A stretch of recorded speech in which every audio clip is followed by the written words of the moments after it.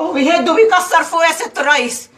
يا وزير الداخليه، انا استغثت بيكم، تعالوا شوفوا حل لحسن عمر، شوفوا حل للعمال اللي عمال يهدوا في البيت عليه وانا موجوده.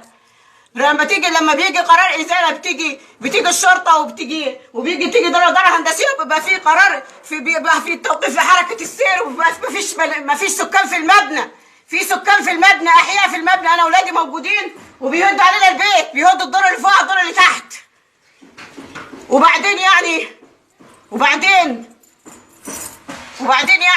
ولما يهدوا وانا موجوده، يعني مفيش قانون، لا بيخاف من قانون ولا بيخاف من دوله ولا بيخاف من حكومه، ومطلوب في النيابه ومبلغه فيه اكتر من بره.